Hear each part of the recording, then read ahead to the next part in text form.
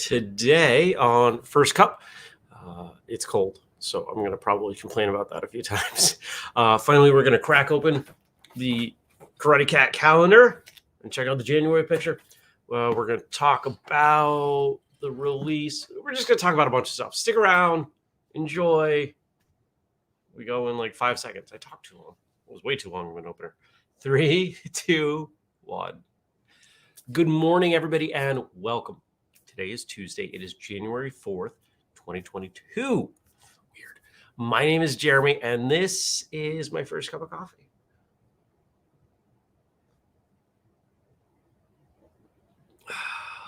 Good morning, Jenny. Good morning to all of you, whether you're watching live, later, or listening. I appreciate you for joining me here on First Cup. Oh, my back's feeling a lot better. Not great, but better. Went to the gym last night and just did a whole bunch of movement. I think we get bogged down in this idea that whatever we're doing has to be like full tilt or high end. And you know what? Walking around, doing some gentle technique, lifting really light weights. These are all good things for the body. Are they going to build muscle? No. But I think 50% of the tension in my back is gone. So I'm feeling better. One of my favorite moves, one of the moves that I'm doing a lot at the gym, because this is a conventional gym. I do most of my martial arts training in non-martial arts places, like my home or in this weightlifting gym. But I've got this elbow rotation thing that I think people just think I'm kind of dancing. Like this elbow comes up, I turn, the other one pulls back. So good morning to Dennis. Good morning to Daniel. It's 3 below zero, by the way. When I went to bed, it was 9. I knew it was going to be cold. I cranked the fire before I went to bed. I had a fire going almost all day, and I struggled to get the temperature up. It was so cold.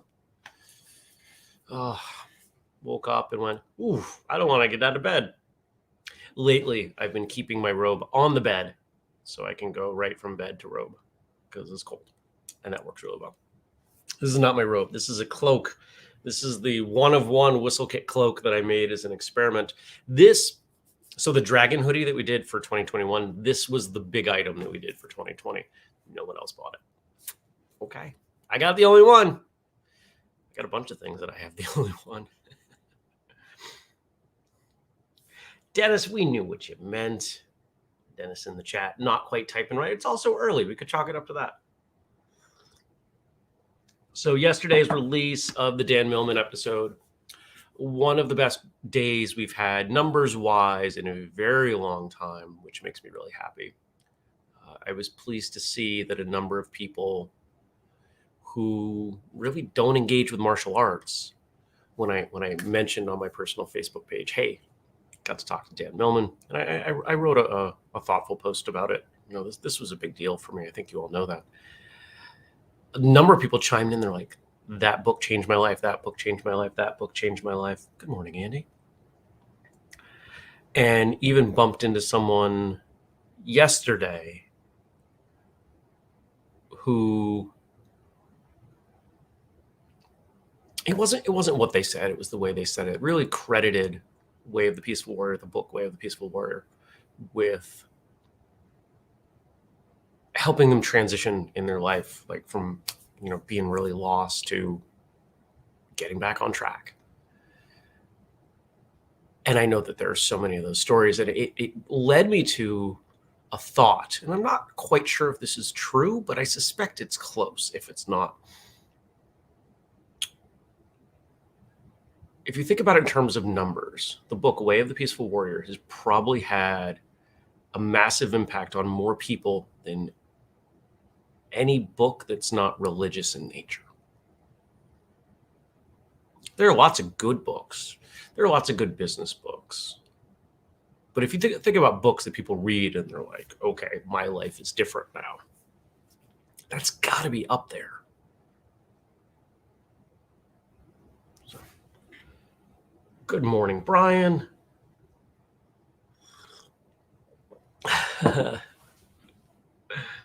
Kelly's asking me to stand up and spin. I don't. The leg room here is rather tight. Let's see.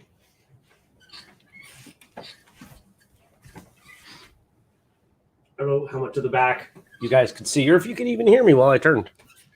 But there we go. And Daniel says Highlander whistlekick gear. There can only be one. Yeah, I've got shoes. There's a necklace we commissioned. Although the necklace, I took it down, but if somebody really wanted to get one, we could do it. These were things that were out of sequence. They were premium items before we had people really tightly enough in on the brand that they were willing to spend a premium. But as we can see from All In Weekend and the hoodies, we're there. And it is game changing.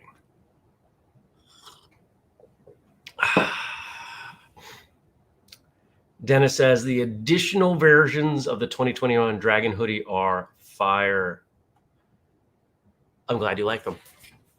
Mine shipped yesterday. So as soon as that comes in, I'll wear it on the show. You guys can see the one that I got. Because I added 4 more. And I'm not going to have 5. Because you know what? Somebody still has to pay for these things. Even though they're from the company, somebody still has to pay for them. And we sold another one yesterday. And we sold 2 more admissions to All In Weekend. All In Weekend is going fast. Daniel spent 11 days off work, mainly eating cheese. What's the cheese situation like in the UK? I don't know. I know what Central and South American cheese is like. What is UK cheese like? I suspect it's a lot of hard cheese. Probably doesn't taste very.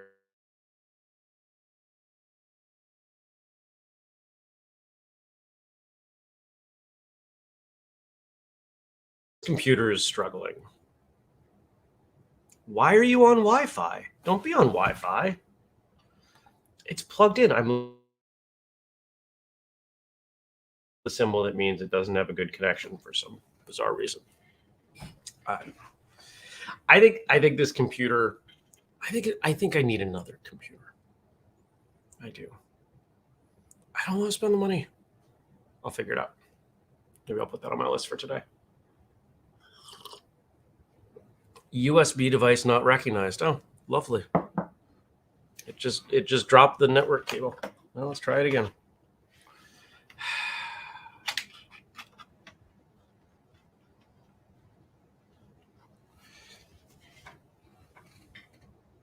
Daniel says, we make really good cheese. USA cheese is laughed at. My friend, you know nothing of where I live then.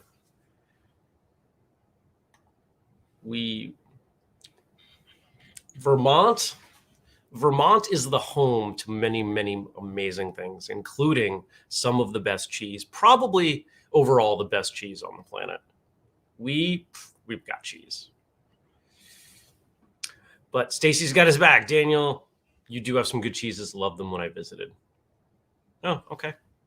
We really do one of the few things we make really well. But Dennis is supporting me, Vermont cheddar. We have a cheese that's available at Costco, which for those of you who may be outside the U.S., I don't know how much you know about Costco, but it's like a big price club sort of store, but really good stuff and consistent availability. And there's a variety of cheese there that our big cheddar or our big dairy cheese producer here in Vermont, Cabot, makes, and I think it's exclusively for them. It's called Mad River Reserve, and it's half cheddar, half Parmesan. And it is literally perfect. You can put it on anything. Anything. You could make pizza out of it. You can put it on Italian food. You can put it on a sandwich. It's phenomenal. Jenny says, I'm dairy free. You guys are killing me right now. Well, I'm sorry about that. My apologies. Cheddar is a place in the UK. Well, that's funny. Oh, is that what cheddar cheese is named for? All right. So here's this calendar that my friend Ben gave me, and I peeled back the plastic this morning and figured, you know what? Let's piece cardboard. Let's take a look at the January picture of the Karate Cat calendar. Oh, by the way, I have not watched Cobra Kai yet. Just finished Only Murders in the Building, and once I'm done with Hulu, once my current Hulu plan is over, I'll jump over. But I've had to dodge a lot of stuff on social media. I start to read through. It's like, nope, this feels like a spoiler.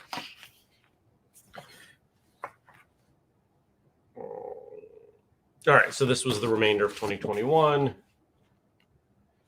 It is a cat in a headband, sort of grappling with a chihuahua, and the caption is, no matter who is stronger, not matter who is stronger, matter who is smarter. Oh, so we've got bad English with this. Nice.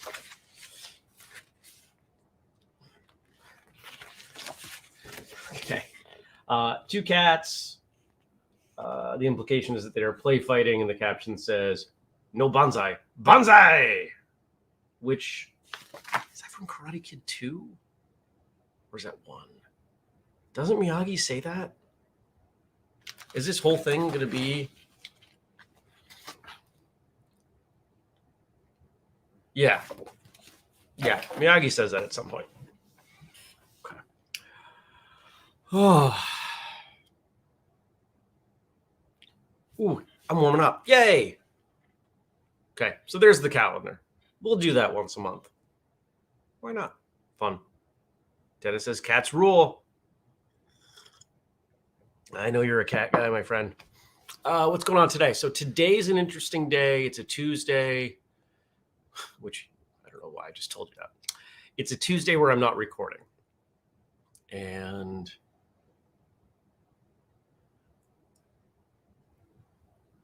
I don't have any appointments until the end of the day. I'm going to see a PT. I ended up meeting a PT at a free thing at the gym about knees. Now, those of you who don't know me really well may not know that I have like very long-standing knee issues. At 22, the doctor said, double knee replacement. I said, go away. It's when I discovered being barefoot and all the benefits of that. That's why I'm so passionate about it, because 20 years later, I still haven't had knee surgery, and I can do more now at 42 than I could at 22. But my knees have always clicked and popped, and hyperextended one of them on the trail on Sunday. Just my knees aren't great. And this person actually seems like she understands knees. Most people that I've worked with that are in physical therapy don't actually understand the biology. They're just like, okay, this hurts, do this exercise. It's very simplistic. But she seemed to get it, offered a discount. I said, all right, let's see what you can do with my knees. And maybe if this is the right person. Because let's face it, as martial artists, we've always got something going on. If you're training hard, you've always got something going on. Finding a good physical therapist or massage therapist, because once in a while you get a great massage therapist who actually knows the body, very valuable.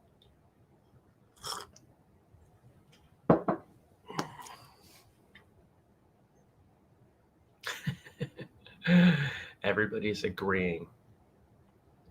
Daniel says less long standing if you've got knee issues. I've got really dodgy knees too. And now Dennis is headed to the UK to check out the cheese and cheddar. So Daniel, the interesting thing about most people's knee problems is that they ultimately cascade from feet that aren't strong enough. That the force of walking and the change in variation from how we should be walking to what shoes make us do, the knees take up a huge amount of that. And depending on your balance and everything, it may go up to your hips and it can go up to your back and everything else. And that's the root of it. The root of it is we make shoes that we arrogantly think are better for our body than our feet. If we made shoes that were more like feet, it wouldn't have this issue. But I didn't know that until it was too late. That coupled with martial arts and everything else, it's not great. But I can run a 5K. I used to not be able to walk downstairs. So I'll call that a win. Good morning, Eric.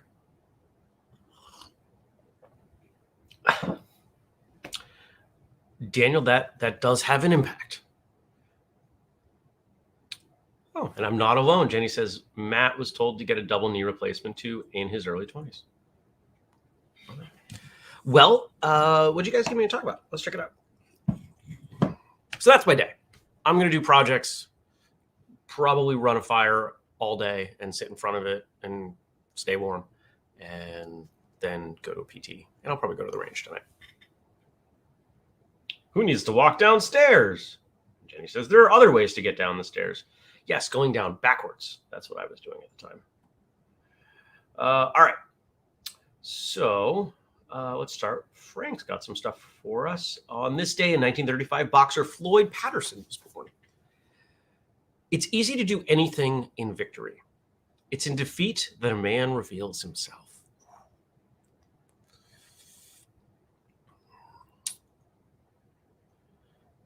I find it fascinating that over the last, let's say 10 years, the biggest shift in our culture, I don't mean martial arts culture, I mean, let's call it Western culture, has been to make excuses for adults adopting the behavior that we work very hard to remove from children. Being a sore loser, being rude, etc. Not only do we permit it, we encourage it, we justify it. At times we praise it.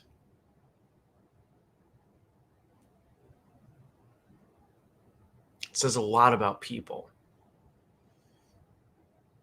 And I don't like what it says.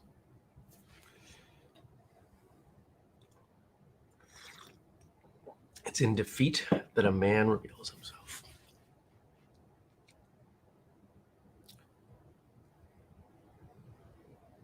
If someone's a sore loser, they're not just a sore loser, they're a sore person. Who you are is how you show up all the time. You just don't always see it.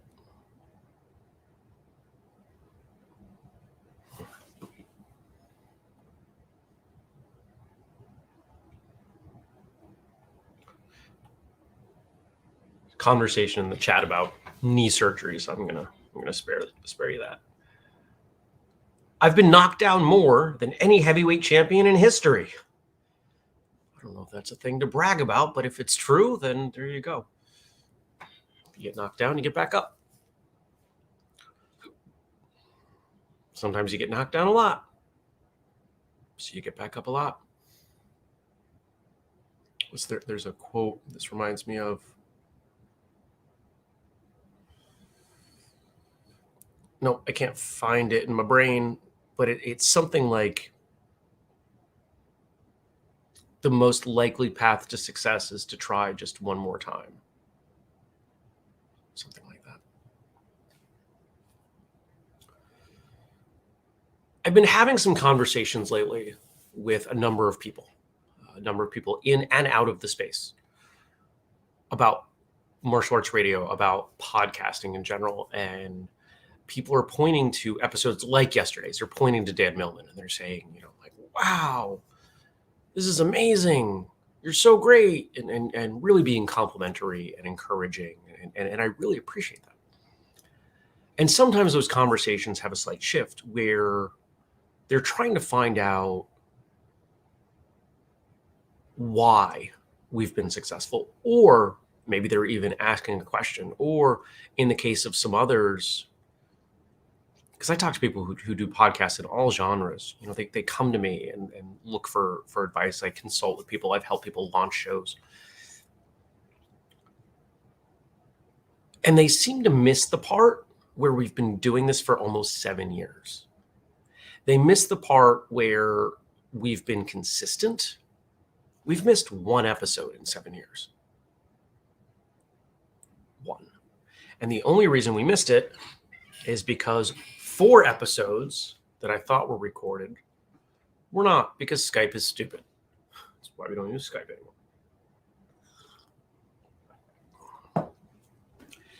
100% of the success that we have as a result of whistlekick, of martial arts radio, etc., is by being diligent and just continually showing up. I was not a great interviewer. I'm still not a great interviewer. I've developed a style that a lot of people like. Great. I'm going to keep working to get better. But it's just putting in the time. 600 and what are we at now? 672? 672 episodes. I've been there for all of them. That's putting in some time. You put in the time, you put in the reps, you keep showing up, you're open to feedback, you'll get better. It doesn't matter what it is. There are no shortcuts. People want shortcuts. Daniel says, I remember how apologetic you were when that missed episode happened. I was on vacation. It was the last time I guess I can count the time in September. I took a long weekend and we're calling that a vacation. But prior to that, it was 3.5 years, coming up on 4 years since I took that time off. And I was on vacation. I was in Florida. And I didn't know about it until the day before. Julia sent me a message. He's like, hey, did you know this? And all the others? I was like, no, I did not. And it was really painful. No episode. It still bothers me. It bothers me because I set incredibly high standards for myself, but I can't change it. So I just move on. And Stacy's confirming, yes, 672 episodes.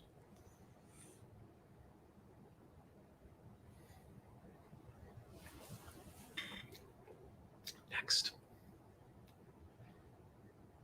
I've learned so very much about myself in defeat. I've learned very little to nothing in victory. I think Floyd Patterson and I would get along. I don't know if he's still around. But something I've observed, and this is something that I really find frustrating about the way society tends to run now. We learn by making mistakes. How does a baby learn how to stand up? By falling over a lot. How does a baby learn how to walk? By falling over a lot. How does a kid learn everything? By hurting themselves, being told no, etc. We learn from making mistakes.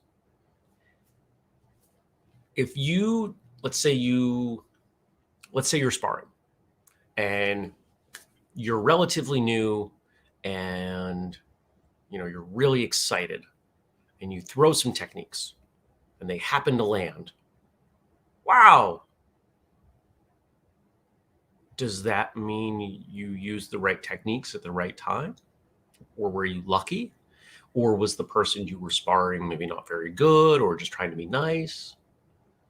Versus the way most of us go, you start sparring and you spar with somebody with any amount of skill and you can't get anything in on them and you're like, oh, I'm terrible.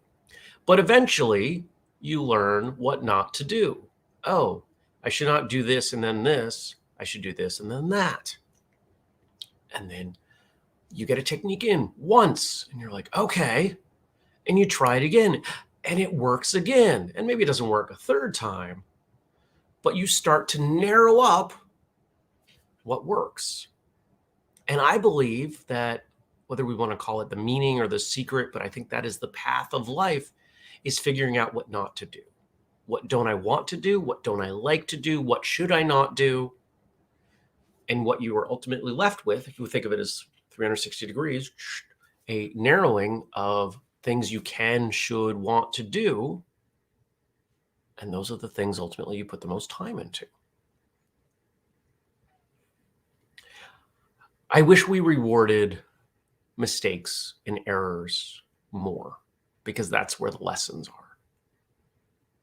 That's where the benefit is. If somebody does something well once, they don't learn from it. Not the same way as if they completely screw up. Take a look at the number of successful business owners who've had bankruptcies. They learned. They went, ooh, this is not the way to do it. Okay, let's wipe the slate. Let's start over. In fact, there are investors in the venture capital community who I've read about, I've not met them, who will not invest in someone unless they've had a business failure. Yeah. I like that notion.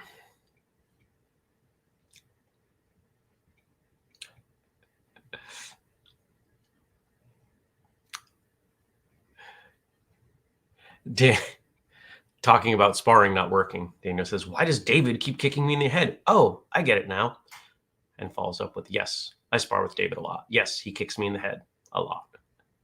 I like it. All right. And then Josh gives us something. Quote I happen to think of today from the 1949 novel The Sheltering Sky by Paul Bowles and on Brandon Lee's Tombstone. Because we don't know when we will die, we get to think of life as an inexhaustible well. Yet everything happens a certain number of times, and a very small number, really. How many more times will you remember a certain afternoon of your childhood? An afternoon that's so deeply a part of your being that you can't even conceive of your life without it. Perhaps 4 or 5 times more? Perhaps not even that. How many times will you watch the full moon rise? Perhaps 20? And yet it all seems limitless. There's a lot there. That's strong.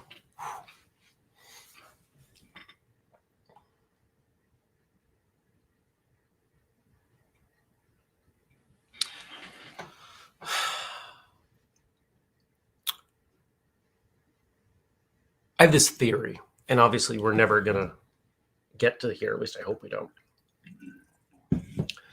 If we all knew when we were going to die, we would live very differently. If you knew at age 27 you were going to die at 84, even though that's close to 60 years later, there's now a time. There's a finite amount of time. And you're going to plan out your life. You're going to be exhausted living. You're going to embrace everything. At least I think most people would. And I kind of wish we had that. Because we don't know when we're going to die, we act as if we're not going to. We act as if it's forever. Oh, there's more time. And there is more time. If you're alive, if you're breathing, if, as someone I really respect says, if you can still fog a mirror, you have time. But sometimes we undervalue that time. Jeremy, how do you get so much done? I have a lot to do. Jeremy, why are you so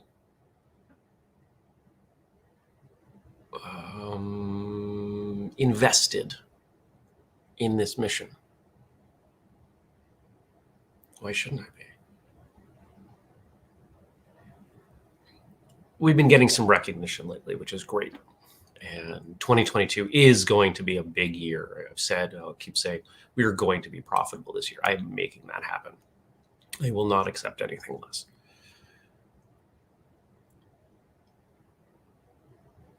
I'm just trying to change the world. I'm just trying to leave a mark that I hope people will look back on and say, The world was a little bit better because he did that. And now it's because we are doing that. That's why. I don't know how much time I have left. I hope it's enough.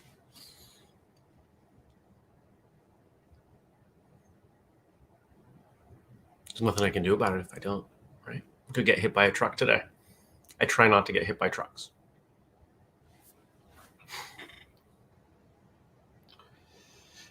Kelly says, my dad always said, live each day as if it was your last, but set goals as if you were going to live forever.